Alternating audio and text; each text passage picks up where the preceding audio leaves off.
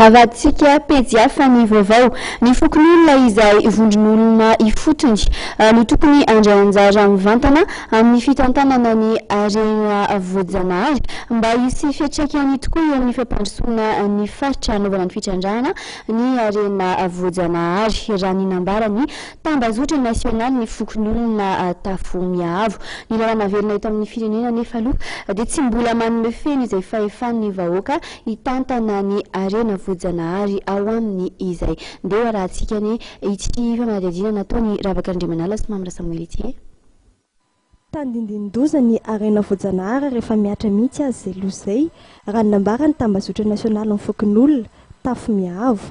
Antony mahatonga izay hoy ity tambazotra ity ny tsy fahampian'ny fahefana sy ny andraikitra Fokonolona eo amin'ny fanapahan-kevitra sy ny fitantanana ny harena voajanahary hatramin'izay. Tsy mipaka amin'ny Fokonolona ihany koa ny tombotsoa azo avy amin'ny fifanarahana iraisam-pirenena mikasika ny tontolo iainana sy ny fitrandrahana ary ny fampiasana ny harena misy eo aminy. Maro ihany koa ireo lalàna sy dina tsy ny fampiarana tamin'ny Fokonolona ka tsy mifanaraka amin'ny tombotsoan'ny Fokonolona.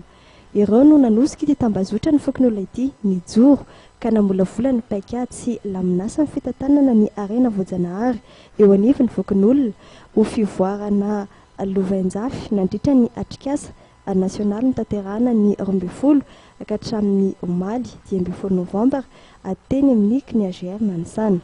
Nentina nandavonana ny paikady nasionaly amin'ny fanatsarana ny fitantanana ny harena voajanahary izay azo tamin'ireo atrikasa iraisam-paritra 5 natao teto Madagasikara ary ny fandavonana ihany koa ireo drafitrasa izay azo avy tamin'izay atrikasa iraisam-paritra natao teto izay.